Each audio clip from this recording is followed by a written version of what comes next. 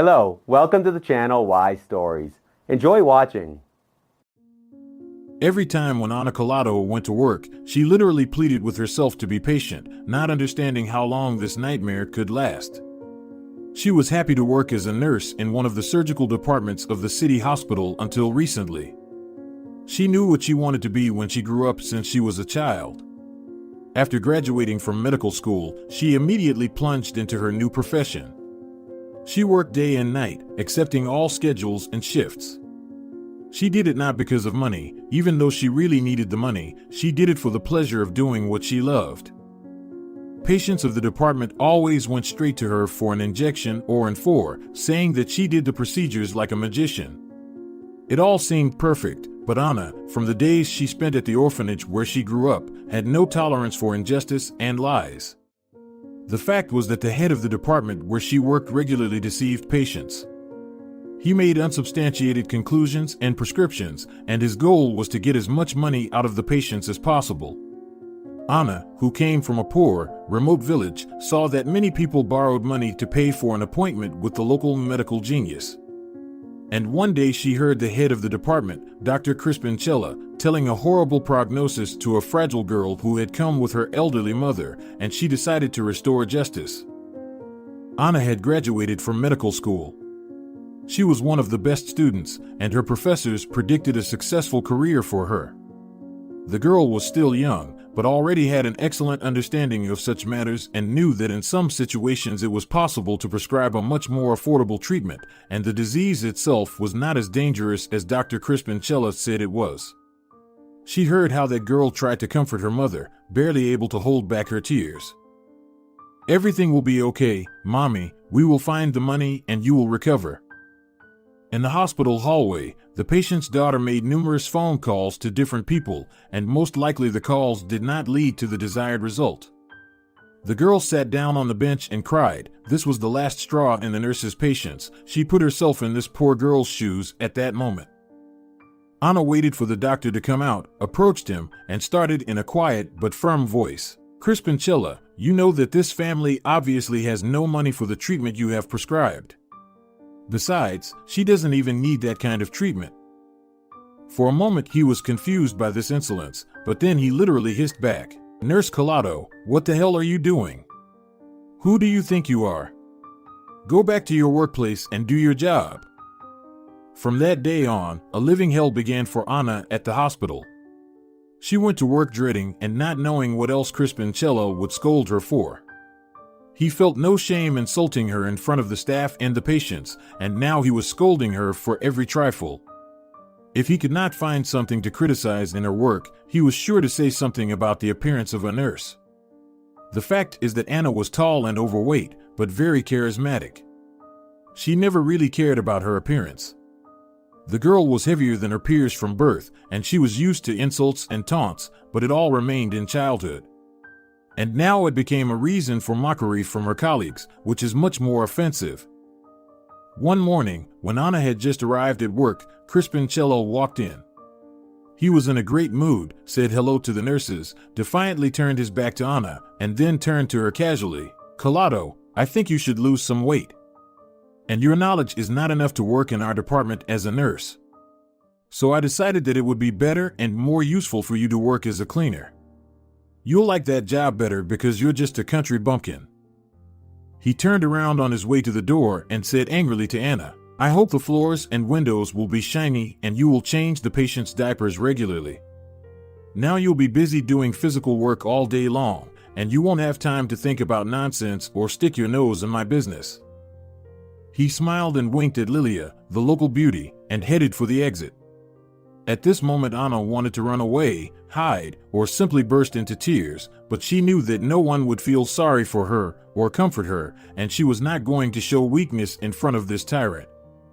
All staff from the first minutes of conflict between the country girl and the famous surgeon obviously took his side. They only laughed at the nurse, saying, "You shouldn't have argued with him. You should have done your job quietly and stayed out of his way." They hired a poor orphan from the village to one of the best hospitals in the city, and she decided to fight for the truth, her colleagues said. You should be thankful that they hired you to a famous hospital with your appearance and orphanage background. Lilia told her off. Lilia was not from a rich family, but her mother and grandmother worked 3 jobs so that the girl did not lack anything. But the beautiful girl was not interested in this, because she spent her salary in restaurants and discos, not thinking about what she would live on later. Lilia was always surrounded by crowds of suitors, and every other patient gave her flowers and sweets. The management also treated her very leniently. They would have fired anyone else for the violations that Lilia made, but they could only smile and say to her, "Lilia, pull yourself together and try to work better from now on." In response, she would lower her eyes, smile shyly and say, "I don't know how it happened. I promise it will never happen again." How could this spoiled beauty understand Ana, who had no one to take care of her? The girl could only count on herself for years. And now, she decided to be patient, no matter what it took. She needed something to live on. Now, when she was cleaning the wards or mopping the floors in the hospital hallway, she often thought back to the past, unable to understand why life was giving her such an ordeal.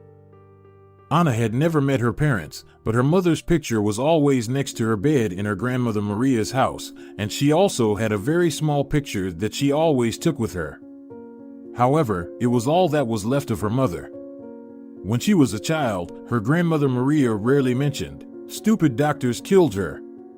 If we had lived in the city, perhaps the city doctors would have helped her, but our village's inexperienced doctors killed my young girl. She didn't even live long enough. Sometimes she would go on, "I told her she didn't need a baby, but your mother was stubborn, and if she made up her mind, there was no chance to convince her otherwise." Ana came to only one conclusion from such lamentations: she was definitely an unwanted child. Her mother died shortly after giving birth, according to her grandmother's words. They lived in a remote village, where the only paramedic was rarely sober. Grandma Maria grumbled angrily. Your mother, Ramona, decided to become a city girl. She ran away to start a new life, and when she got pregnant by some unknown man, she decided to come back to me. At such rare moments, Granny wept silently, wiping away a tear with the corner of her handkerchief, but if Ana tried to ask something about her father, Granny would immediately change the subject. Your father is like a wind in the field, like a hurricane in the sky. You cannot find or catch him. Go, and never ask about him again. The girl knew that her grandmother would not say anything else. On such days, Grandma would walk around frowning, muttering something to herself, probably scolding the unknown father. Grandma Maria was strict but fair. Ana knew that she loved her dearly and felt compassion for her, but she tried not to show it. They lived poorly, but the girl always had everything she needed. Her allowance was low, and her grandmother worked almost until her last day, cleaning floors in the local store and at the post office. Neighbors helped out in any way they could by bringing them old children's clothes and school supplies. Grandma gladly took all the items and thanked them. And in the evening, Maria would go out on the terrace and carefully inspect all the items, selecting only those that were still in good condition. She washed and ironed them, and in the morning Ana had beautiful outfits, almost as good as new. Why are you standing there? Did you fall asleep? The shout of the head nurse brought Ana back from the past.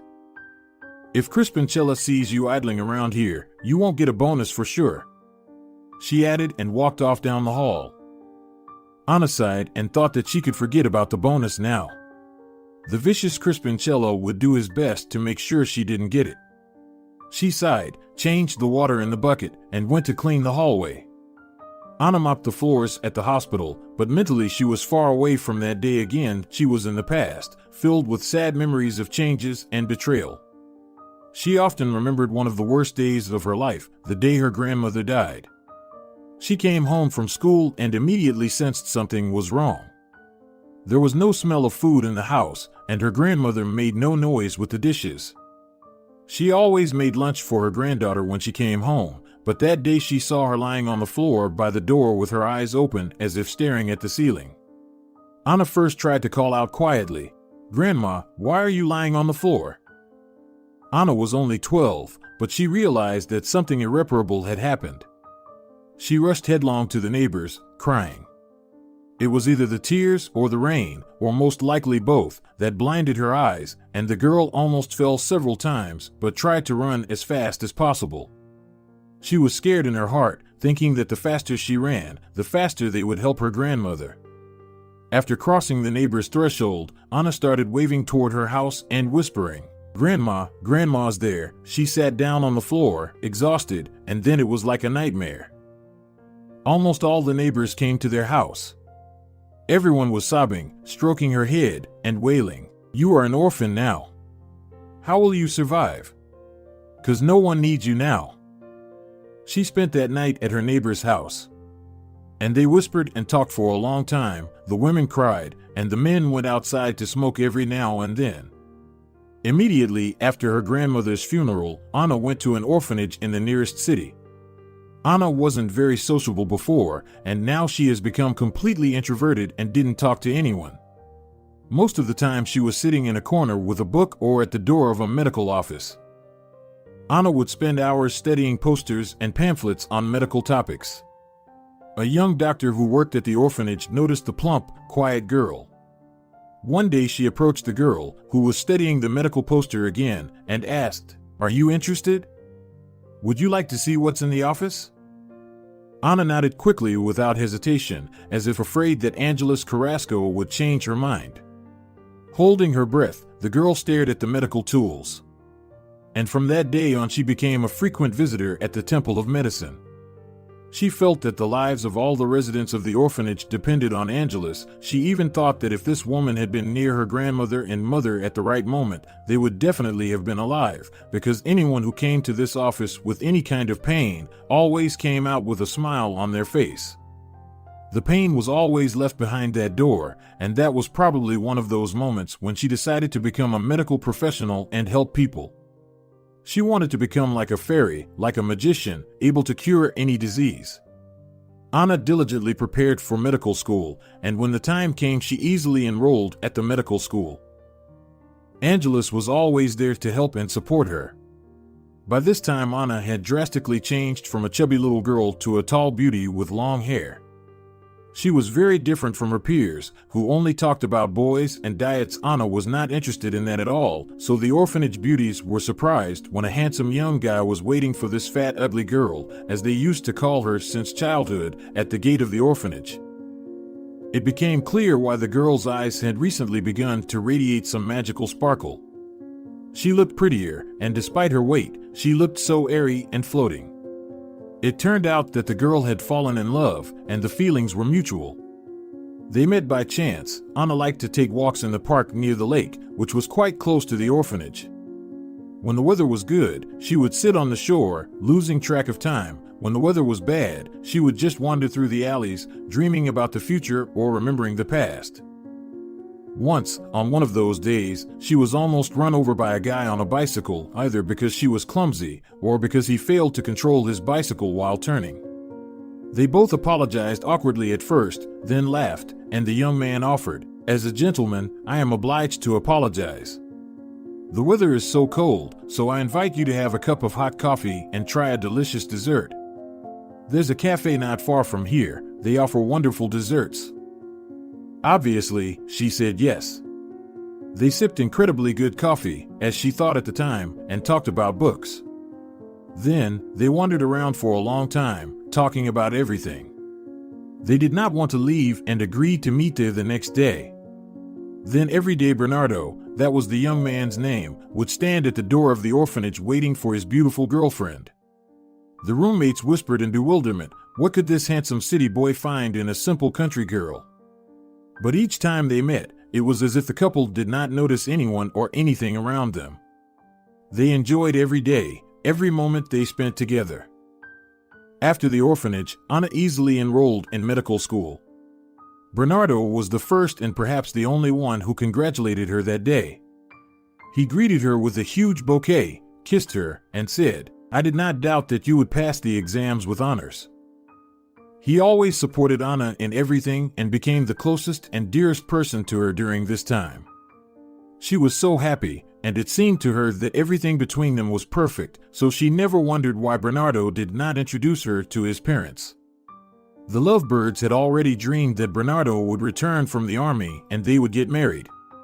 When Ana saw her beloved off to the army, she cried and whispered, "It's okay, I will wait for you, and the separation will only make our love stronger.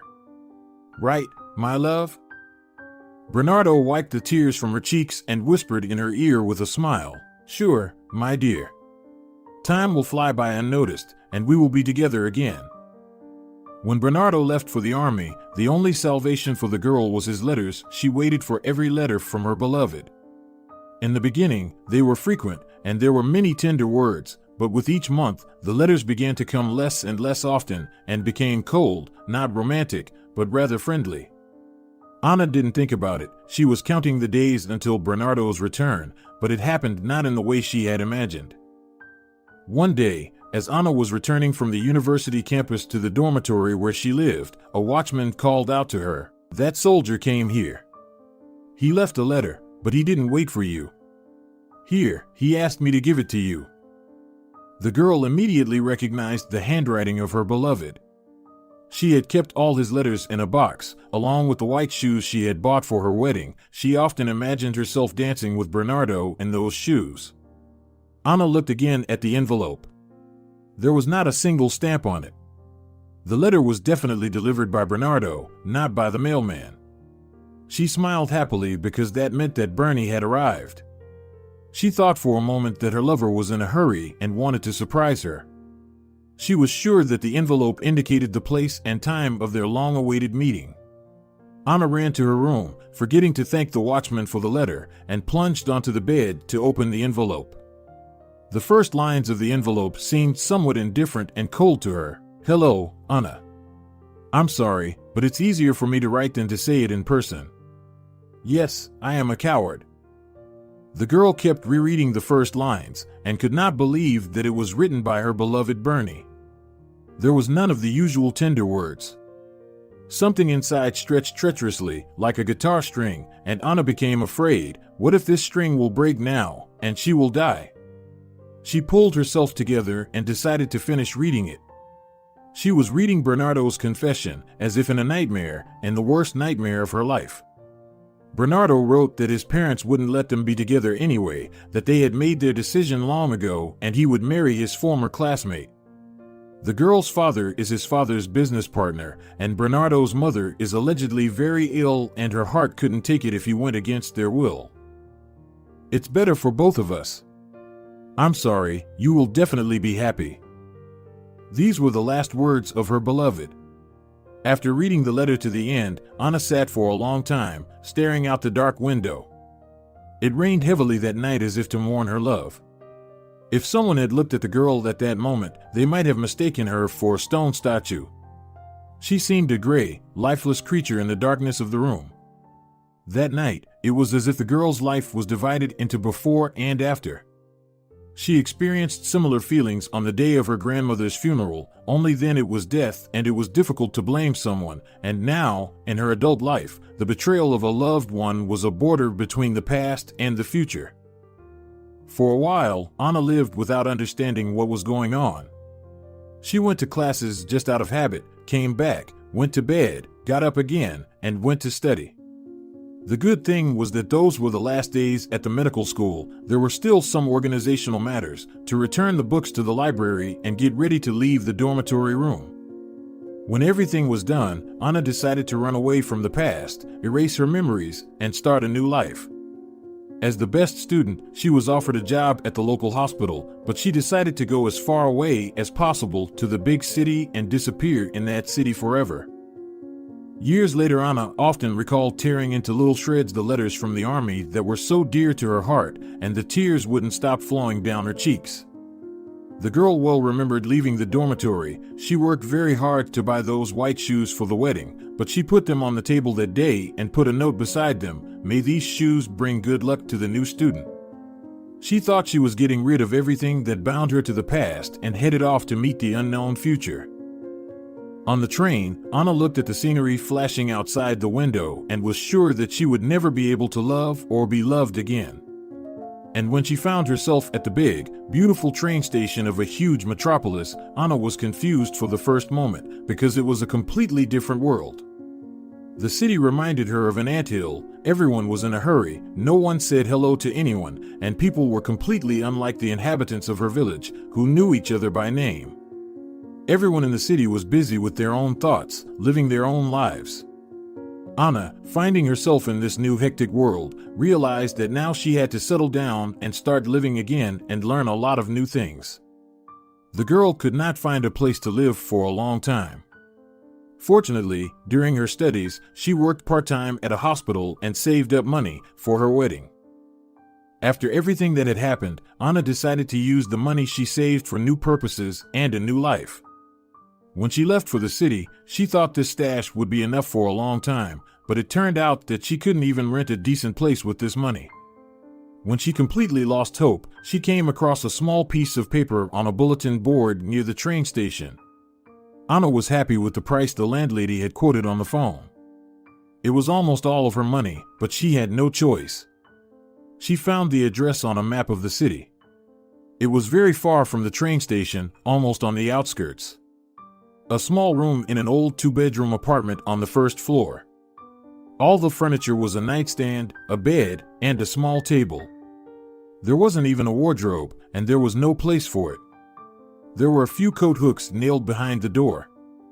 The room looked very poor, but clean. There were pretty geraniums on the little windowsill and old, but clean white curtains.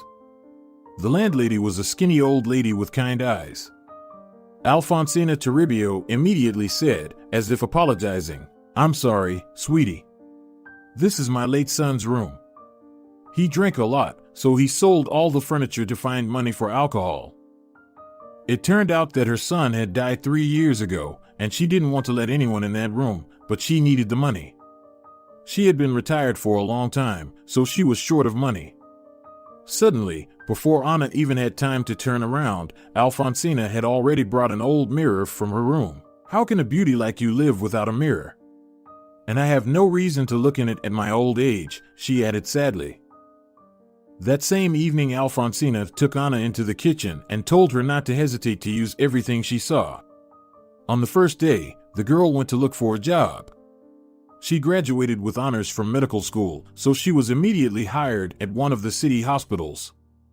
Working in the surgery department was not easy, and it took a long time to get to the hospital, but Ana was okay with that. She worked all her shifts and took extra work. The hard work and the way to the hospital and back took a lot of energy and time, leaving no room for thoughts of the past, despite the harsh schedule. Sometimes Ana liked to walk a couple of stops on foot. One day in the street darkness, she heard a soft cry or squeak. When she turned toward the sound of crying, she saw a small shaggy lump with shiny eyes. It was a very weak-looking puppy. Ana picked it up, not afraid to get dirty, and said, cuddling it, "Poor thing. Where did you come from? All right, don't flinch. Let's go. I will wash you, feed you, and then we will get to know each other." When Ana came with her new tenant, the landlady was overjoyed. "I'll feel so much happier while Ana is away at work," Alfonsina said as she took the puppy in her arms. When they washed the puppy, he turned out to be a real miracle, all black, only one ear and back leg were white.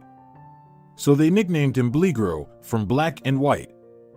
Most of the time they called him just Bleg. So now Ana was happily rushing home every day, where she was greeted by her faithful friend with a wagging tail. Alfonsina was happy to tell about his adventures of the day. It seemed that everything was fine. Ana no longer remembered the past and got used to the new life, but the conflict with the surgeon did not let her relax. She felt bitter to tears. She graduated from medical school with honors, and now she had to clean the floors in the hospital and listen to the reproaches of the angry Crispinchella. There was no choice because she needed money to live on, so Ana anxiously went to the hospital every day. Despite this, she tried to perform her duties perfectly, washing, cleaning, and scrubbing. The patients loved her very much, only now they felt sorry for her and told her, "How could this happen, Ana? We miss your golden hand so much. No one can do the injection better than you." But the girl answered, smiling sadly, "Well, maybe later things will get better, and I'll start giving you injections and IVs again." She really hoped that someday Crispinchella would change his anger for mercy and let her return to her previous duties. But nothing changed, and Ana continued to clean the ward every morning. Every day began with Crispinchella demanding that the VIP rooms should be perfectly cleaned. These were several rooms, separated from the rest of the ward with an archway of plants. Every VIP room had a small refrigerator and a TV set. An air conditioner worked in the summer, and the room could be optionally extra heated in the winter. There was also a humidifier, and even the menu was special, dietary, but exquisite and served right in the room. The attending physician of the patients in these rooms was Crispinchella himself. He spent most of his time here, fawning over each patient. Obviously, one day in this room cost almost as much as Ana's salary for a month, and often the relatives of the patients also handed the weighty bags with presents to Crispinchella. It seemed to Ana that he waited for this every time. Sometimes when he received a bag of gifts, he looked inside it and was disappointed. His attitude immediately changed. He said goodbye to the patients coldly and immediately left. Once she noticed a discharged patient after appendicitis surgery putting money in the surgeon's pocket, she quickly looked away and waited until they left before she went to clean up the room for the new patient. Immersed in her thoughts, Ana then changed the bed linens and wiped the dust off the furniture and window sills. And when she went to the little white nightstand, she saw a phone. It was very beautiful and obviously very expensive. The girl had only seen one of these on advertising posters or on the pages of magazines before. Her little old phone seemed like a toy from the last century. The phone she found had no single button, and the screen looked like a mirror. It was the first time Ana had held such an expensive device. She stared at this miracle of technology for a while, then gently touched the screen with her finger. The phone was not locked, and a beautiful picture popped up right away. Ana even flinched. She didn't know it was so easy to turn on a modern telephone. Confused, she did not know what to do next. Her first thought was to take it to Crispinchella, but she immediately changed her mind. Seeing him one more time today was too much for her. Every conversation with this tyrant had ended in scandal and groundless reproaches against her. La muchacha decidió no hacer que sus truenos y relámpagos sobre sí misma, sino esperar un poco. I will wait for a while. Maybe the owner of the phone will come back for it, Ana thought, and put the phone in her robe pocket. The girl hoped that someone would come for the phone, but the owner never showed up.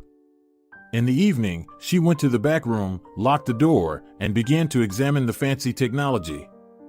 She decided to find contacts of relatives, mother, father, or anyone else. Ana didn't know if the patient had relatives, but wanted to find the number and inform them that she found the phone. The girl pressed the screen for a long time, which went off and on again and again.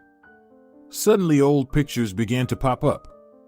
Ana had no intention of prying into someone else's life and was about to turn the phone off, but there was a picture of her mother on the screen. She was smiling, just like in the picture above Ana's bed in Grandma's house, only her mother looked happy in the picture on the phone. Some man was hugging her, and they were definitely in love. Ana couldn't understand how an old picture of her mother had ended up in the patient's phone, and what they could possibly have in common after what had happened. She began to try even harder to find the relatives' contacts. When she saw the entry father in the phone book, she immediately dialed the number. She didn't know how to make a call from this phone, so she decided to call from her phone. A low, soft voice answered, and Ana began to talk timidly. "Excuse me, this is the nurse. Tartamudeando, Correggio, the hospital cleaner. A patient forgot his phone, and your number is listed as father. That's why I decided to call you." The man listened to her, thanked and said he would try to come as soon as possible. Half an hour later, a tall, gray-haired man found Ana. The same patient who had forgotten his phone walked into the hospital ward with him. The men began to thank the girl and offered her money, but Ana flatly refused. When the guy tried to put bills in her pocket, just the way he gave money to the surgeon, Ana answered quietly, but sharply, "I won't take the money," and she added after a moment's silence, "But I would appreciate it if you could tell me why there is a picture of my mother in your phone." Seeing the surprise on the men's faces, Ana blushed and felt ashamed. She confessed that she was looking through what was in the phone, and as if trying to justify herself, she added, "I had to find some relatives to return this expensive toy." The young man's father was the first one to start the conversation. His name was Sergio Mossip, and his son was Tobias. The man said to Anna, smiling, "Sweet young lady, take a closer look. I have changed, but you can still recognize me in the photo." He held out his son's cell phone, and Anna realized that it was him in the picture, only very young, without the gray hair on his temples. "Yes, I was slimmer then, and my hair was thicker. Time doesn't make anyone prettier. And my beloved wife, Rosalia, is next to me in the picture. We lived happily together for a long time, and we are still together, waiting for grandchildren from this reveler." He playfully patted his son and added, "Here is the result of our love, our only son Tobias." He smiled and nodded toward his son. Anna did not understand anything. She thought it was a dream. She could not be mistaken. It was her mother. "That's my mother," the girl said timidly, "but she died long ago. I am sure of it. She died as soon as I was born, and I only know her from pictures. Let me prove it to you." The girl left and returned in a few minutes with a small faded picture. She handed it to the man. "Look, that's my mother, Ramona. I would be happy if she were alive, but she died years ago." Sergio took the picture from her hands and looked at it silently for a while. "Let me disprove the claim of death. This beautiful lady is alive and well, and you can see it for yourself." He offered to go with them to see the woman from the picture in person. They agreed that the very next day he would pick Anna up after work and she would visit them to meet the heroine of the picture in person. Anna was very nervous and did not understand why, but she could not refuse the meeting. She knew she would never get her mother back. But she hoped that by meeting her copy she would find the family she had lacked all these years. She prepared for this meeting very carefully. The landlady, upon learning of what had happened, helped her to choose the right outfit and even solemnly gave her a small butterfly-shaped brooch. "My beloved husband gave it to me, and it has always brought me good luck. Good luck to you, my dear girl." Alfonsina said, wiping away a tear, crossed herself, and went to her room. Anna chose a blouse and skirt very similar to the ones her mother wore in the picture. She always wanted to look like her. And looking at herself in the mirror that evening, it seemed to Anna that she was a reflection of her mother's picture. The girl really did look a lot like her mother. She worked all day long, thinking only of the coming meeting, and waited impatiently for the evening. At the appointed time, Sergio was already waiting for her at the entrance. "Good evening, Anna," he began, and when he saw her shyness, he smiled and continued, "Why are you so nervous? Everything is fine. And perhaps soon we will uncover some secret." Anna noticed that his voice was a little shaky. It was obvious that Sergio was nervous, too, but he tried to hide it. On the way they barely spoke, both of them were deep in their own thoughts. The house they arrived at surprised Anna with its size. A 3-story house with huge windows on the first floor could accommodate a lot of people. Anna couldn't believe that only 3 people lived in such a mansion. At first glance, she thought this house looked like 4 or even 5 of Grandmother Maria's houses. There was a beautiful lawn around the house, and the many flower beds showed that the owners really loved flowers. At this moment, Anna felt sorry that it was out of season and there would be no opportunity to enjoy the blossoms and fragrance of this beauty. The girl timidly got out of the car and was afraid to take a step on the neatly paved paths. She tried to see everything as best she could, but she was shy. But she saw that everything was in the right place and fitted in well with the overall view.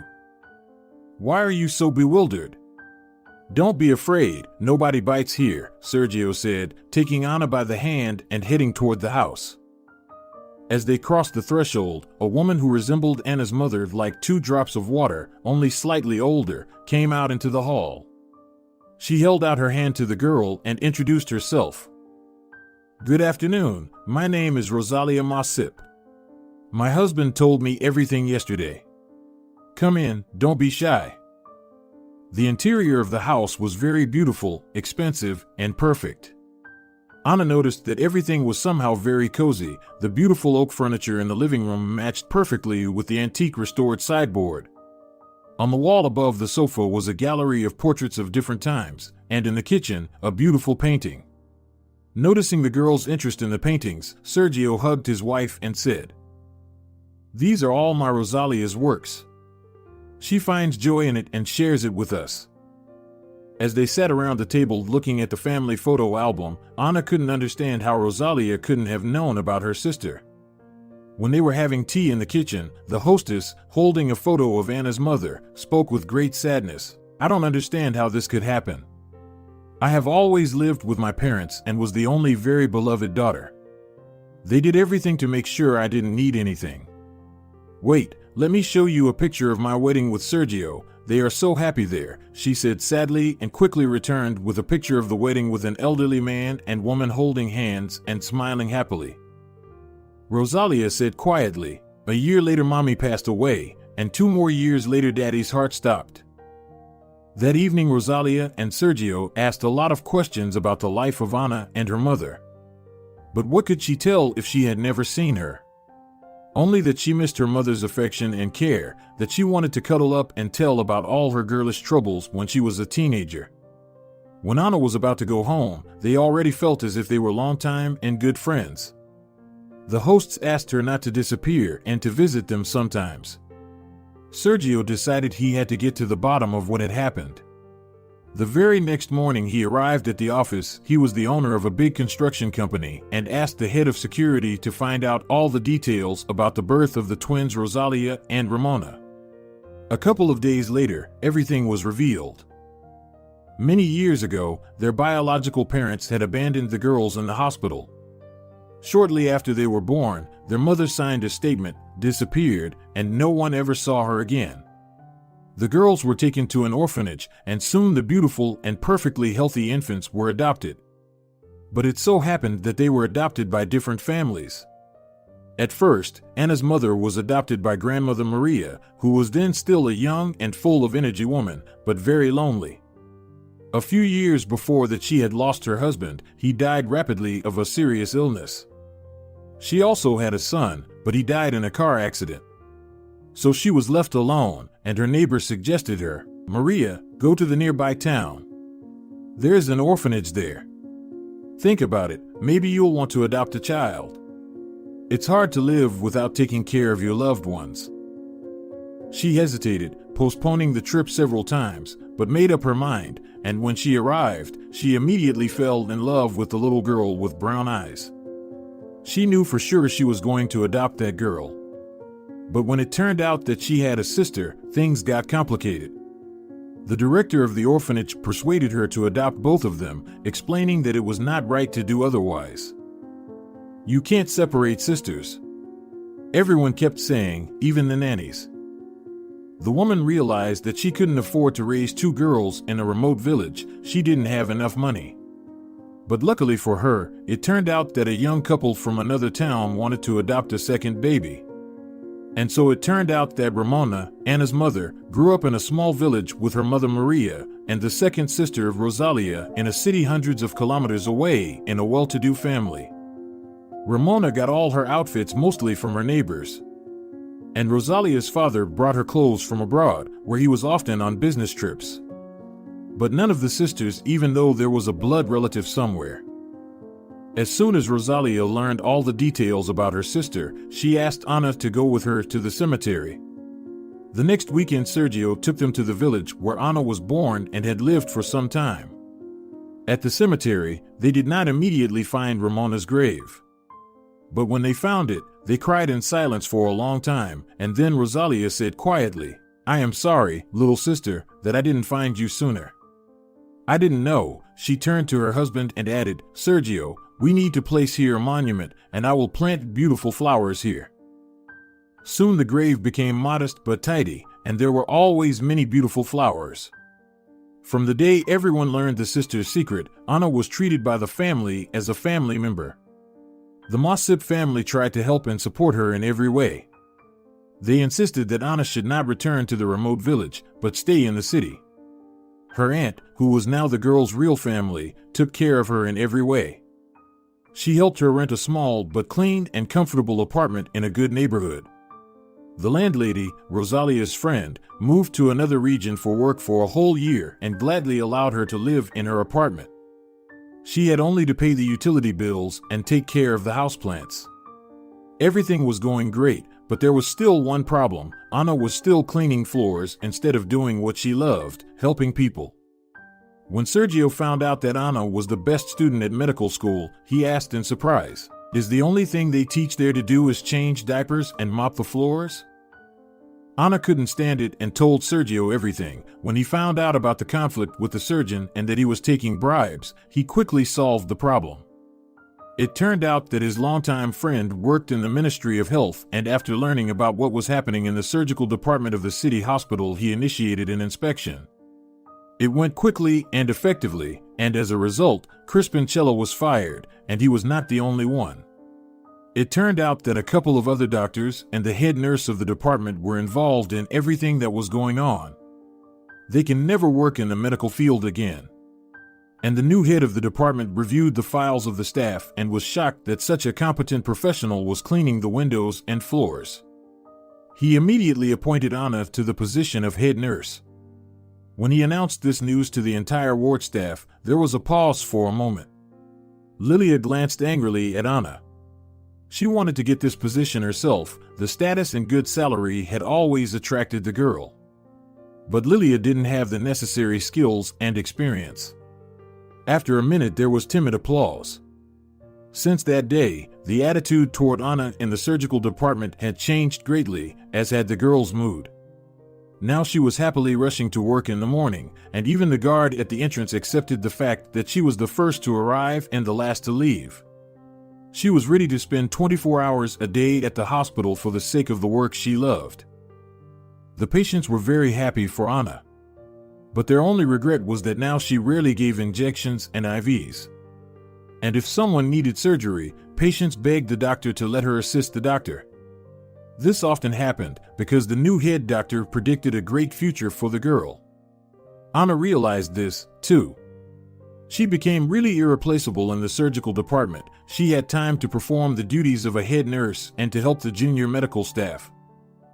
One day the nurse on duty was late in the morning, so Ana went to patients herself. There was a new patient in the post-surgical room. An emergency surgery had been performed during the night on a man in his 50s. Blood samples had to be taken, and Ana did everything perfectly, as always. It turned out that the patient needed donor blood, and it was urgent. His blood type was very rare, and his Rh factor was negative. The department was out of the necessary blood. Ana carefully examined the patient's medical records and was surprised to find that she had exactly the same blood type and the same Rh factor. Ana was well aware that such coincidences are rare and clearly indicate kinship, but the girl thought about the patient's life first. She immediately went to the chief physician. "Antonio Pena, patient Suarez in room 26 needs blood. The transfusion station won't bring it until the afternoon, and I have exactly the same blood type. I'm ready to donate." The head doctor looked at the girl in surprise, but he trusted her. The young nurse always made the right decisions. Nodding in agreement, he immersed himself again in the review of the patient's medical records. The blood transfusion was not easy for Ana. Perhaps it was because of her nervousness and anxiety. The girl almost fainted, and her colleagues could hardly bring her back to her senses. But all in all, everything went well, and after a few days, the patient felt much better. One morning, Antonio Pena, standing at this patient's bedside, said, "Everything went very well. We have to thank our head nurse, Ana. Although I advise you to think about it, such a coincidence of a rare blood type usually indicates relative genes. I advise you to do a DNA test." The head doctor winked at the patient and left the room, leaving him thoughtful. Cesario Suarez, who underwent surgery a few days ago, was very puzzled, but without waiting to be discharged, he decided to do a DNA test. He had rehearsed the conversation with his savior several times, but didn't know how best to begin it. But he finally made up his mind. As soon as the girl entered the room, she heard the voice of a patient who had been silent for so long she wanted to talk to him, but the man was ahead of her. "Thank you very much," the patient began timidly. "If it were not for you, I do not know if I would be alive." The doctor said that a blood match indicates the possibility of kinship. "Where are you from? Who are your parents?" At that moment, something tightened in Anna's soul. She was afraid to think that it was her father, but deep in her heart, she believed in a miracle. When the nurse began to tell the story of her life, where she lived and with whom, about her mother, everything she knew from Maria's stories, she saw in Cesario's eyes that a miracle was possible. She realized that she had finally found her father. But they decided to make it official. After taking the DNA test, they eagerly awaited the result, and when they finally got it, they embraced, sat in silence, and cried for a long time. Her father told Ana how he and Ramona met, how much they loved each other, and that they were going to get married. But he and her mother were young and foolish. They broke up over some nonsense, saying a lot of silly things to each other. And he had no idea she was pregnant. He joined the army right away, and after that, he stayed in the city. He tried to find her a couple of times. Ramona hid the fact that she was from a remote village, pretending to be from the city, and he sincerely believed that she lived in the same city. He looked for her in the neighborhood where they lived, but no one knew where the girl had gone. They sat in silence in the hospital room for a couple of hours, holding hands, unable to believe what had happened. The father cried, stroked Anna's hair, and whispered, "Forgive me, my daughter, for heaven's sake, forgive me. I have no family, no children. I thought I would die alone. I lived with my wife for 20 years. God never gave me any children, and He took my wife to heaven. She died 2 years ago. And now I'm so happy I have a daughter." He could not believe what had happened. That evening they sat hand in hand for a long time and talked about their lives. Ana finally could rest her head against her father's chest and talk about all the troubles, sorrows, and joys, as in childhood dreams. The local newspaper found out about the happy meeting of father and daughter, and within a couple of days, the story of their life was on the front page. The front page had a picture of a smiling Ana hugging her father. After Cesario was discharged from the hospital, he insisted that his daughter should move in with him. "Why do you need to rent an apartment and pay for that? I live alone in a big house. There is enough space for 2 people, he told Ana. "Move in with me, it's more fun together. I'm at work every day, just like you, but we can spend evenings together, talking and drinking tea." Ana felt a little uncomfortable. She didn't want to disturb him, but her father insisted. She and Bligro moved into her father's house and was happy to learn new things about his life and to tell him about herself. Her father really had a very big house almost in the center of the city, a big hallway, a kitchen, a dining room with a huge round table, and 3 bedrooms.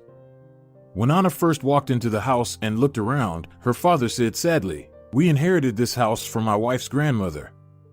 Actually, we could have sold it and bought something smaller, but my wife and I hoped that we would have a large family, no less than 5 children and many grandchildren. We even kept a big dining room table." He stopped talking abruptly and never mentioned it again.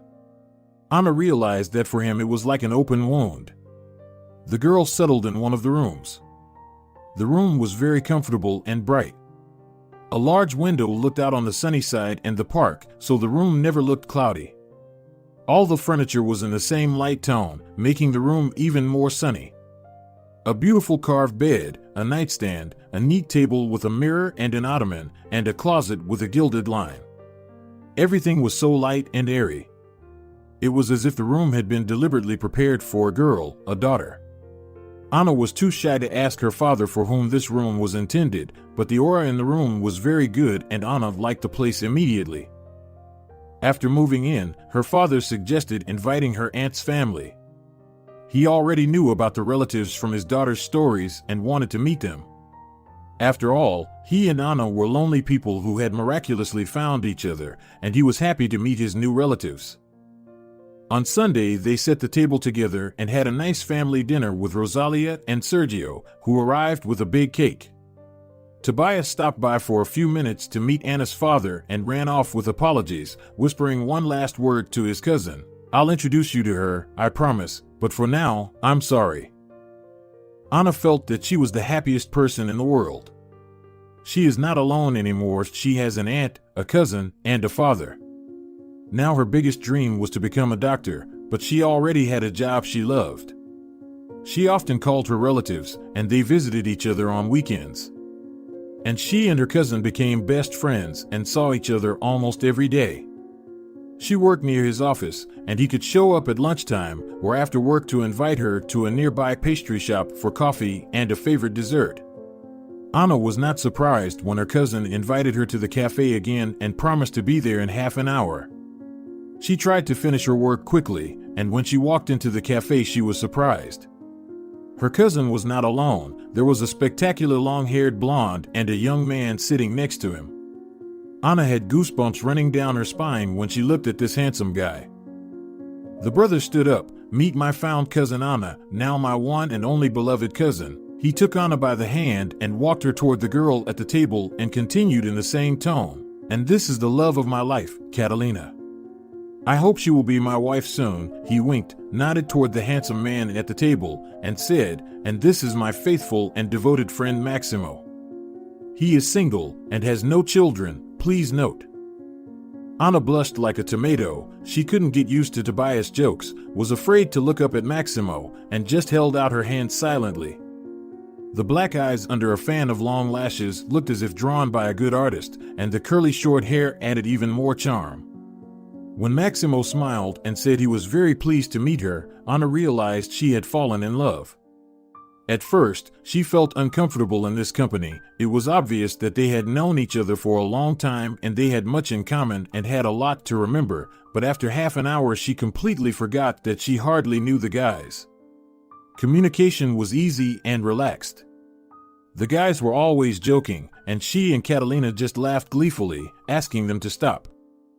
When it was time to say goodbye, Maximo asked to walk Ana home, and naturally, she couldn't resist. They decided to walk, leaving Maximo's car outside the hospital. They walked for a long time through the beautifully lit streets. Maximo turned out to be a very kind and simple guy. He worked for Sergio Massip's construction company. He and Ana had much in common. They read the same books, watched the same movies, and even liked the same weather, the time of year, and cartoons. That night they both didn't want to part, but it was already midnight, and they agreed to meet the next day. At night Ana went to bed smiling happily. Ana didn't remember the bitter love experience of the past anymore, but only waited for the next day to come soon. Ana wanted to see Maximo again and talk about anything. She just wanted to be with him. They began to see each other every day, and a week later Maximo came to pick her up from work with a huge bouquet of beautiful flowers. "Ana, please listen to me. I could only dream of someone like you. I knew right away that this was the kind of wife I wanted to have by my side. Marry me. Maybe it's silly to hear this after a week of knowing you, but I love you." The girl was shocked, because they had known each other only a few days, and she did not even think about what would happen next, but suddenly she realized that she was afraid of losing him and decided come what may. Unexpectedly to herself, she suddenly said, "Maximo, I agree."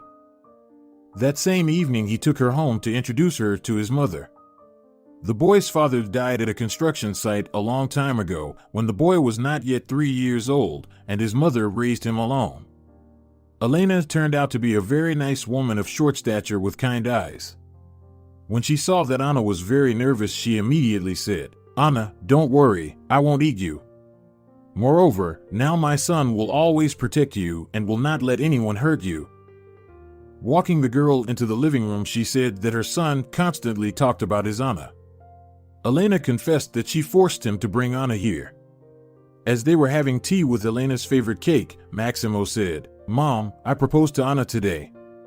She said yes. "Let's go to her father soon, I'll ask his permission." The woman, holding back tears, walked up to the girl, hugged her, and said, "I am very happy for you. I am very happy that my son will have such a wonderful wife. I hope your father will not mind your marriage." The next weekend Ana nervously set the table. Her father helped by setting up the chairs and dishes. Ana invited everyone to the dinner party: Rosalia, Sergio, and Tobias. Ana's nervousness quickly faded. Everyone seemed to have known each other for a long time. At the table, they actively discussed how and where they would celebrate the wedding, what kind of champagne they would drink, and how to organize everything. It was as if they had already decided everything for the young couple without even asking them. Maximo only cheerfully tried to interrupt. "Maybe you could ask Ana and me?" To which Sergio replied with a wink. "Your only task is to love each other and kiss each other at the wedding, so go ahead and practice. And we'll help you organize the wedding." Time went by. They decided to set up that big table in the living room of her father's house for their wedding anniversary. Everyone came except Ana herself. Coincidentally, this was the moment when everyone could not sit down at the table until they heard the news from the maternity hospital.